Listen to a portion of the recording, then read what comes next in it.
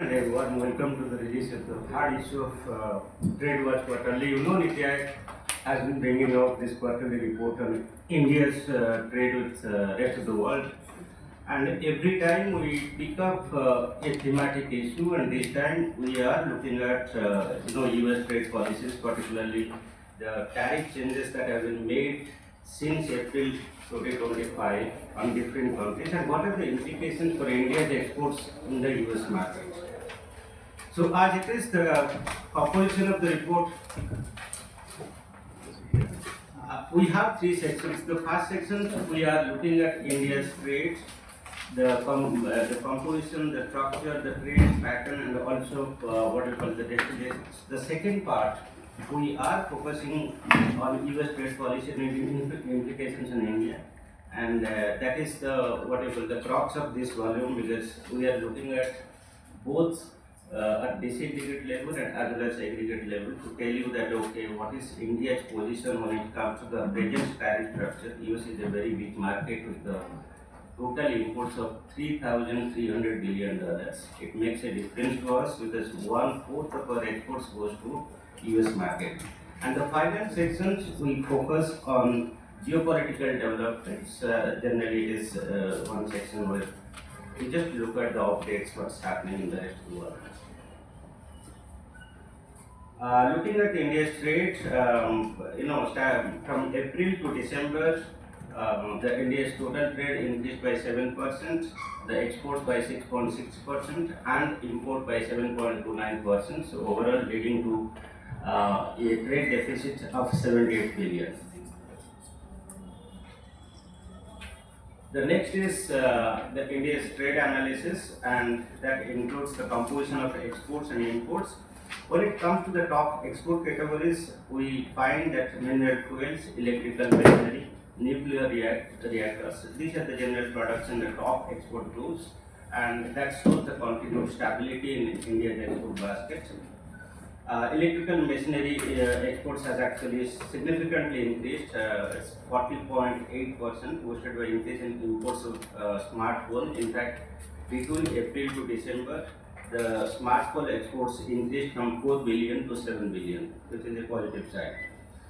There are few product categories which show significant growth. It's close to 200%, such as exports of aircrafts, spacecrafts, and parts.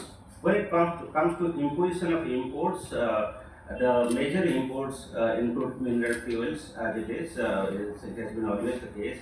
Pulse and precious stones, electrical machinery, and nuclear reactors. Pulse and precious stone imports climbed by close to 19%, with higher inflows of uncut and industrial diamonds. So we find there is a bit of import content when it comes to India's exports, because gems, jewelry, and precious stones, it is one of the top exports, and also it is part of the top imports. When it comes to India's trade analysis, country-wise, it is the US, UAE.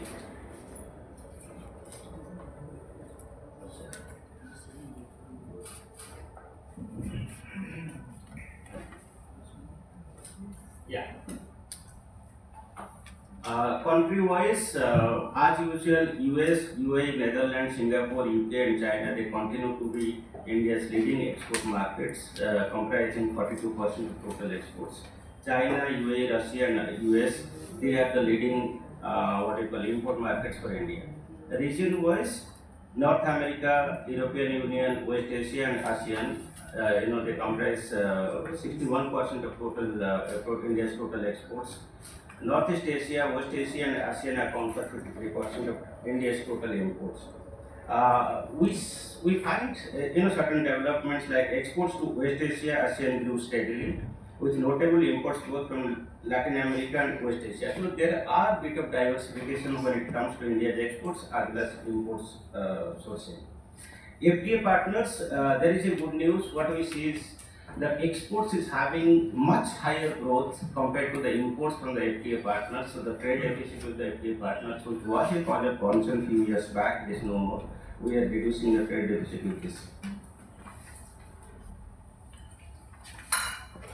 Now we come to technology intensive exports. This is one of the new dimensions we have added to the trade watch quarterly, where we are looking at India's technology intensive exports. By international standards, generally we have four types of technology intensive exports: low technology, medium low technology, medium high technology, and high technology. Here there are positive news for us, because what we see over 10 years, the medium high technology and also high technology, they are having much higher growth rate, 5.8 or 10.6 respectively, and these growth rates are much higher compared to the growth rate of these segments all over the world. It is another thing also that though we are doing well on an average compared to the world growth, still when it comes to the world averages in high technology exports and medium high technology exports, though we are improving, we need to catch up with the global averages, and our share in the world in these categories are relatively lower. So it's kind of an opportunity for all of us. Another aspect we are focusing this time here on digital delivered services, and India is doing very well. In fact, if you look at export growth comparison, it is the digital delivered services that is rising much faster compared to the merchandise and overall services exports. And if you look at the growth rate, India's growth rate in digital delivered services, it's almost close to the top countries in this segment, such as China and Singapore. In fact, actually, India's digital delivered services exports doubled between 2014 to 2024, amounting to 269 billion, and this is the segment which is increasing much faster.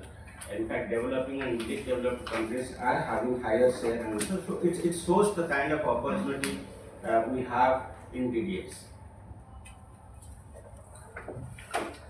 The next we go to the segment that is India-US trade, bilateral trade, which was 123 billion in 2024, having a surplus close to 38 billion for India. And 2016 to 2024, India's exports to US grew at 7.5% compared to overall India's exports growth of 5.2%, and in fact it's much higher than the world growth of world exports. Exports composition, when it comes to India's exports to US, major exports are electrical machinery, pharmaceuticals, natural and cultured parts, and precious metals and mechanical appliances. These are the kind of compositions of India's exports to US. Key competitors to us in US market are China, Canada, Mexico, and some of the European countries. In fact, China, Canada, and Mexico, they export almost 50% of US's total imports. The total imports of US is $3,300 billion. So $1,440 or $50 actually comes from only these three countries. So we are competing with China, Canada, and Mexico in the US market.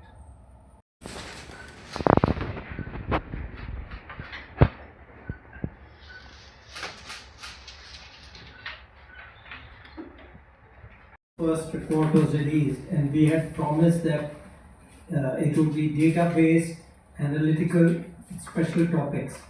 I think that has been well achieved, as you have seen from this report and the last one. And the second one, the other challenge was to do it regularly every quarter. I think Dr. Sahu and his team have met both those standards which we set, so congratulations, and I hope it continues. With that, let me just make a few points from when I look at some of the results of this report. There are 3 or 4 things which kind of stand out, which I would just like to share with you. One is that, when analysts compare the sophistication of an economy, they often look at one of the indicators is what they call the share of high-tech exports. And as you have seen, an important result or analysis of this paper is that the share of high-tech exports is going up. It's been growing fairly rapidly over recent years. So I think that's an important development.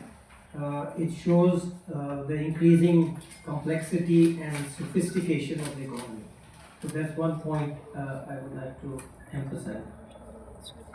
The second one is in terms of e-services or digital services. Again, there have been reports in the media, etc., which have suggested the fast growth of e-services across the world, digital services, whatever we want to call it, and also that it giving some indication that India's share has been rising, that it's been growing even faster. So the analysis of this current report confirms it, and I think that also is fairly noteworthy because it's based on solid data and analysis. Within that, of course, there is also something which has been going on for several more years, which is the rise of other business services. In the last decade or decade before, 15 years, we have talked about computer services, but over the last 10 years, the rise of other business services, which is a higher level in some sense, has also been going up, which has also been pointed out in this report. The third point on US and tariffs, I think it's quite important to understand that what really will drive our position, so to say, is the relative tariffs. That is, the tariffs on India relative to other countries. Why do I say that? Let me put it in a macro context. We have all been talking, we now, I mean globally, every country has been talking about this age of uncertainty. Tariffs are put, they are suspended, etc.